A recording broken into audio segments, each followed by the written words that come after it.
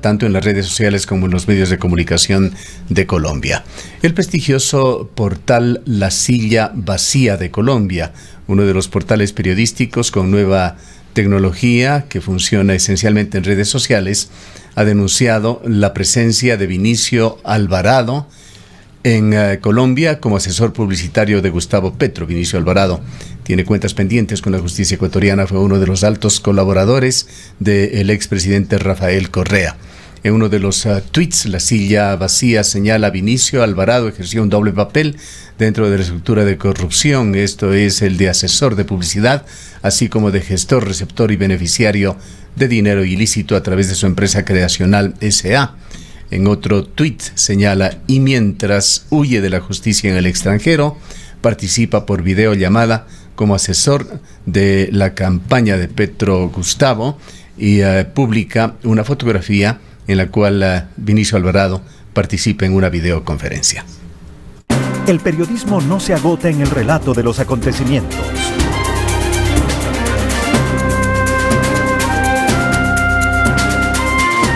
Lo profundizamos en una entrevista en vivo.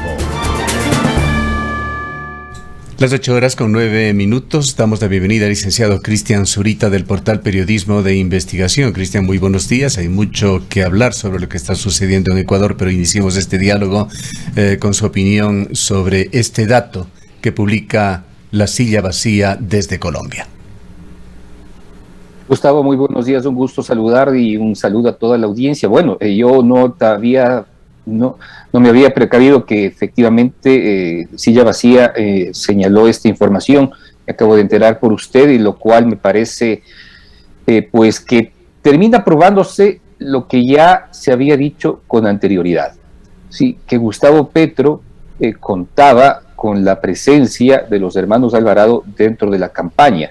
Y de alguna manera puede entenderse como una condición pragmática dentro de una campaña electoral, pero lo que efectivamente no comulga, ¿sí? No comulga con lo que significa la sana moral de hacer política, no creo que sea lo procedente y lo mejor para una campaña electoral de un candidato que busca transformar un país, buscando asesoría de perseguidos por la justicia en su país vecino, y que entendió con claridad cómo es que un gobierno llamado de la izquierda hacia la radicalidad, pues generó tantos actos de corrupción. Penoso por el hecho de que Petro no tenga la suficiente solvencia moral para haber alejado a estos delincuentes de cuello blanco, ¿sí? Que se llevaron buena parte del país a sus offshore y a sus empresas en el exterior, y viven como reyes en México, o sea, en Costa Rica y en el resto de países donde tienen empresas. Y pues si así inicia, pues no creo que eso termine bien. Para transitar enseguida a temas más locales, un brevísimo comentario, Cristian, sobre esta final que se da en Colombia en muy pocos días, que es para los colombianos realmente una final de infarto. Me refiero a la segunda vuelta electoral entre Gustavo Petro y Rodolfo Hernández, una campaña además que se vuelve intensa. No podemos aplaudir el nivel en el que se está dando. Hay mucha guerra sucia en esa campaña de lo que hemos podido ver, y un bajo nivel de debate y de discusión, pero es indiscutible que Colombia está en una encrucijada vital. Las clases políticas colombianas siempre han sido muy radicales al evitar de que un candidato del centro hacia la izquierda pues gobierne ese país. Hemos visto moderados, tanto de moderados liberales y moderados liberales y otros liberales radicales, ¿no? Pero no un candidato del centro a la izquierda, y mucho más alguien que estuvo directamente relacionado con la guerrilla, exactamente el M-19. La última experiencia que tuvo ese país fue con Pizarro, que fue asesinado por orden de paramilitares. Pero en este caso esperábamos que Petro de alguna manera mantenga una línea más clara, a pesar de la radicalidad que todo el país ha mostrado, o una parte del país ha mostrado contra él. Y desde el otro punto de vista, lo que tenemos es un candidato totalmente populista. Así que tal parece que los dos caminos llevan a a un sendero en caída a nuestro querido vecino. Lástima por Colombia, y pues solo queda que las fuerzas políticas y sociales puedan hacer su trabajo para que quien termine gobernando pues pueda enrumbarlo de mejor manera. Sí, licenciado Zurita, muy buenos días. La cuenta de periodismo de investigación nuevamente ha sido suspendida, la cuenta de Twitter, por LATAM Twitter. Quisiéramos algún comentario suyo al respecto. ¿A qué le atribuye usted nuevos informes relacionados con el narcotráfico? Quizás uno de los temas que vamos a abordar también esta mañana. Muchas gracias, Rosana, por su consulta. En realidad para nosotros es un golpe durísimo perder la cuenta nuestra cuenta oficial de difusión de nuestro material que tanto nos cuesta producir. En realidad hemos sido un portal muy sacrificado, con periodistas que han hecho un trabajo por demás difícil, y que pues existan fuerzas que han logrado que Twitter Latinoamérica cierre permanentemente nuestra cuenta. Eso es lo que nosotros hemos recibido como notificación, ninguna otra. No sabemos las razones por las cuales ha sucedido, y pues es muy difícil de determinar quién puede estar detrás, ¿sí? De lo que nosotros conocemos, básicamente solo una entidad en el país tiene una capacidad de tener acceso, no directo, sino indirecto, sino a través de otras empresas, para censurar cuentas de Twitter, si es que es el caso, por temas de seguridad, que es el Centro de Inteligencia Estratégica, ¿sí? Y pues no quisiera pensar que tiene que ver algo, una entidad de este tipo en la actualidad, ¿sí?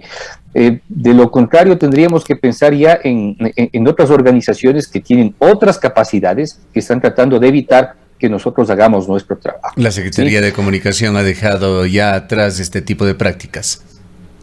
Pues debo entender que sí. Yo no creo que el gobierno actual tenga efectivamente algo que ver, pero si nosotros miramos el pasado, básicamente quien tenía las posibilidades y potestades de hacer esto eran los gobiernos, por los acuerdos que se mantenían con empresas en el extranjero que podían interceder directamente sobre temas de derechos de autor con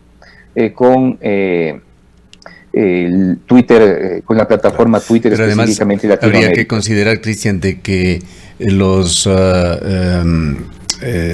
antagonistas a la prensa nacional ya no son precisamente solamente los gobiernos. En Ecuador hay realmente una guerra con las mafias, y quisiéramos hablar sobre estos personajes que empiezan a aparecer en la palestra pública.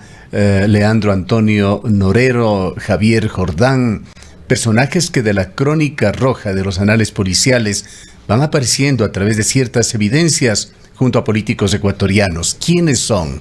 ¿Qué representan estos personajes? Bueno, teníamos información como muy restringida con respecto a Javier Jordán, y solo existe una historia de Jordán a partir de 2020 en adelante. Porque quedó en evidencia que fue parte de la estructura societaria que hizo enormes negocios dentro de los hospitales de Guayaquil, entiéndase el Teodoro Maldonado Carbo y los Ceibos, dentro de la estructura política que logró constituir con anuencia de Lenín Moreno, Abdalá Bucarán y compañía, y que efectivamente manejaron el hospital como les dio la gana. Todo eso nosotros sabemos. Entonces, lo que aparecía como un simple empresario de bajo perfil relacionado en un hecho de corrupción que estaba perseguido en el caso, no pasaba. Esto no pasaba. Todo esto detona con la detención de Leandro Norero, ¿sí? El hombre que tomó la posta del poder de José Luis Zambrano, JL alias Rasquiña, cuando por información que se conoce ahora de la policía, él logra acceder a todas las relaciones constituidas por los grupos criminales en lo que significa policía, aduanas, puertos, fuerzas armadas y poder judicial, ¿sí? Y entiéndase también fiscalía. Por eso es que llega a lograr y consumar tanto poder, al punto que cuando la policía hace el allanamiento a la mansión porque cuesta 2.5 millones de dólares, donde fue capturado Leandro Norero, ¿sí? Está presente una ex fiscal de narcóticos de la provincia del Guayas, ¿sí? Entonces, esto nos da la condición de entendimiento de lo que significan estos grupos criminales. Ahora, ¿cómo es que aparece Jordán? Jordán aparece porque dentro de los traspasos de este bien inmueble, de esta casa de 2.5 millones de dólares, está de por medio una empresa relacionada a Javier Jordán, ¿sí? Que se llama Catalyst Fund. Catalyst Fund es una empresa que fue constituida es una offshore, ¿sí? Que era la empresa dueña de esta propiedad que se encontraba en Riberas del Batán, donde fue capturado el señor Norero, ahora efectivamente preso y vinculado a investigaciones de la Fiscalía. Y este nuevo hecho que aparece a partir de la publicación de las fotos en las que aparece Javier Jordán junto al asambleísta de Unión por la Esperanza, Ronnie Aliaga, ¿sí? Pues se evidencia que allí estaba de por medio también la concreción de una compra-venta de una casa que en principio fue propiedad de la familia Febres Cordero, ¿sí? Específicamente de Agustín Febres Cordero, que a partir del año 2013-2014 fue vendida a un fideicomiso manejado por Javier Macías Carminiani. Javier Macías Carminiani fue señalado ya dentro del entramado de corrupción de INA Papers, porque sería o es uno de los testaferros que utilizó Lenín Moreno para lavar su dinero. Entonces, ¿por qué? Porque el suegro de Javier Macías Carminiani es el señor Conto Patiño, que a su vez era el representante de Sino Hidro en Ecuador, la empresa que construyó Coca-Cola Sinclair. No es para nadie desconocido que se conoce y se ha probado que Sino Hidro o Beijing le pagó una comisión del 1% sobre lo que significó la firma del contrato de Coca-Cola Sinclair a la empresa Recorsa de Conto Patiño, ¿sí? Y parte de esos dineros fueron depositados en Recorsa Panamá, y Recorsa Panamá transfirió parte de esos recursos a las empresas ligadas a Lenín Moreno, que se conoce con el escándalo de INA Papers, ¿no es cierto? ¿Sí? Entonces, esta propiedad que pertenece a Javier Macías Carminiani, directamente relacionado al entramado de corrupción de INA Papers, aparece como el vendedor de esta propiedad a favor de Javier Jordán. Cuando efectivamente estuvieron presentes en Miami con el asambleísta Ronnie Aliaga, y pues también acudió el abogado guayaquileño representando a la familia Macías Carminiani, Juan Carlos Carminiani. Sí, de hecho, aparece en las fotos junto a Ronnie Aliaga y Jordán empujando la silla de ruedas de la madre de Jordán, ¿no? Entonces, él ya no lo ha negado, sí, no ha dado declaraciones, pero no ha negado que eso efectivamente es así, y de tal punto que ya se ha configurado y se ha señalado públicamente con documentos del registro de la propiedad del municipio de Salinas, que ese bien ya fue vendido, ¿sí? Por parte de los Macías Carminiani a una empresa llamada Rebrot, ¿sí? Rebrot es una empresa constituida en 2021 en Inglaterra, en el Reino Unido, por un valor de 1.000 libras esterlinas aproximadamente, en la cual el principal accionista, por así llamarlo, es Javier Jordán. Entonces, quien termina comprando es Javier Jordán. Entonces, existe una relación muy estrecha entre la casa que tenía Norero, ¿sí?, de la empresa Catalyst Fund, que era representada por gente relacionada a Javier Jordán, y esta empresa llamada Rebrot, que está en el Reino Unido y que es representada por Javier Jordán, y que además muestran el mismo domicilio. Es decir, tanto la empresa Catalyst Fund como Rebrot están constituidas en el mismo domicilio, que es 32 Drayton Road, número 17 de de la capital del Reino Unido. Así que, pues, esta es el hilo conductor que podemos encontrar de Jordán, tanto con el crimen organizado como quienes lucraron e hicieron dinero dentro de los gobiernos de Correa y Moreno, ¿no? Hay el dicho que señala que una fotografía vale más que 1000 palabras, pero ha sido recurrente en estos días, cuando ha habido varias fotografías que han generado comentarios o escándalos, escuchar a quienes aparecen en esas fotografías señalar que una fotografía no prueba nada. En el caso de esta lujosa casa de Salinas que usted ha mencionado, hay más que una fotografía, hay documentos.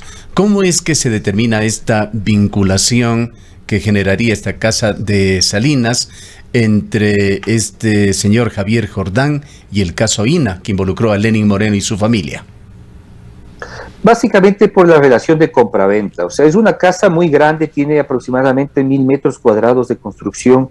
Yo tuve la oportunidad de conocer esa casa cuando estaba en proceso de reconstrucción, luego de la venta por parte de la familia Febres Cordero a Conto Patiño, ¿sí? y a su yerno, que es el señor Javier Macías Carminiani.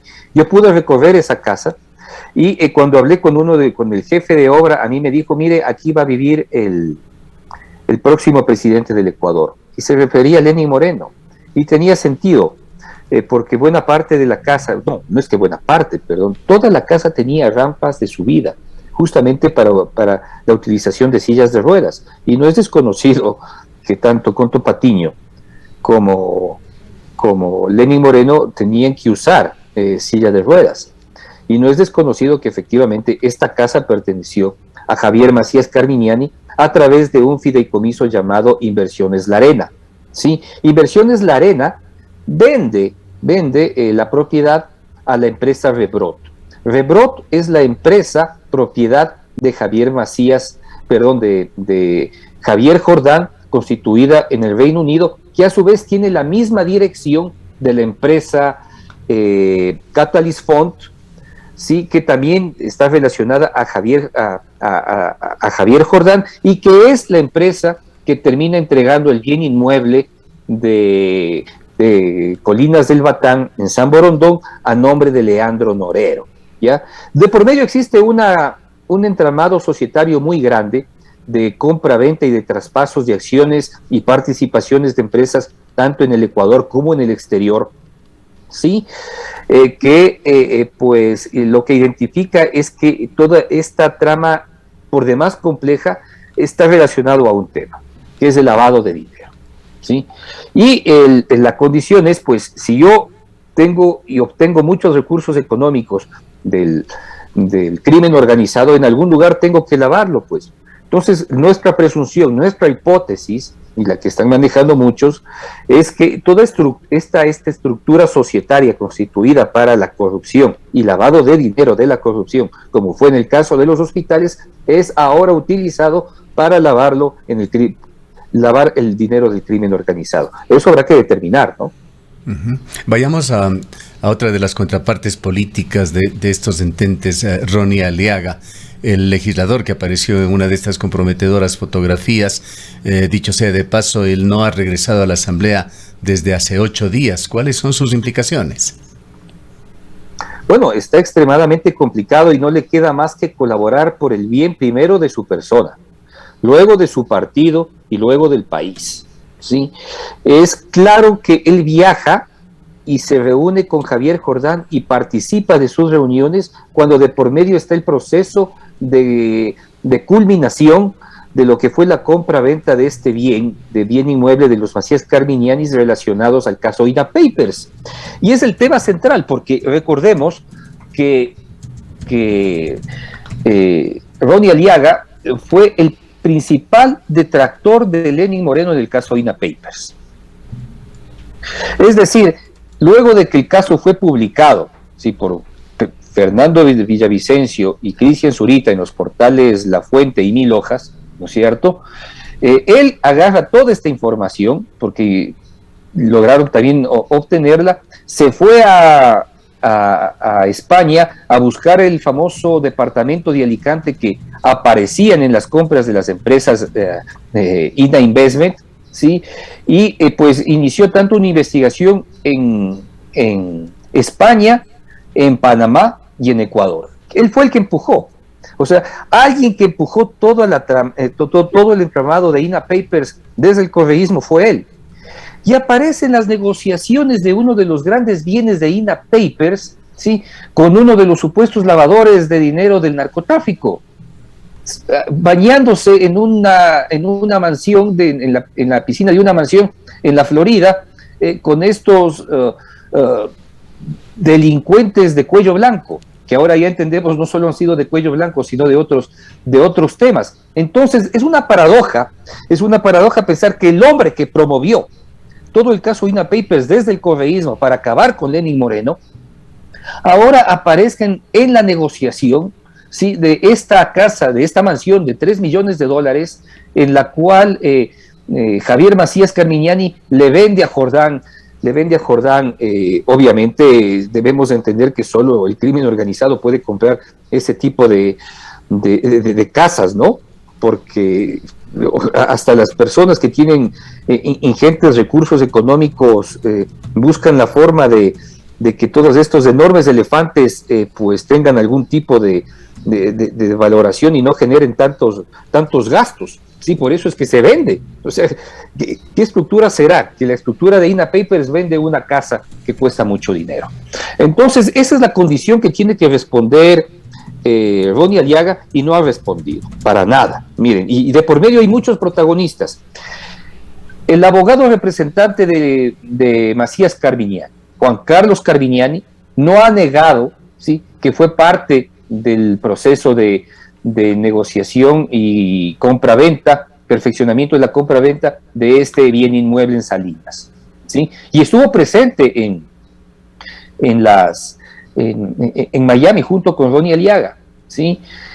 Pues se entiende con claridad que la empresa ya está, que el bien ya está a nombre de la empresa Rebrot, y acabo de contar la historia de quién es Rebrot, que se entiende que es Javier Jordán, ¿sí? Y el señor Ronnie Aliaga sigue diciendo que lo que han hecho es una condición de lawfare en su contra. O sea, es un descarado completo.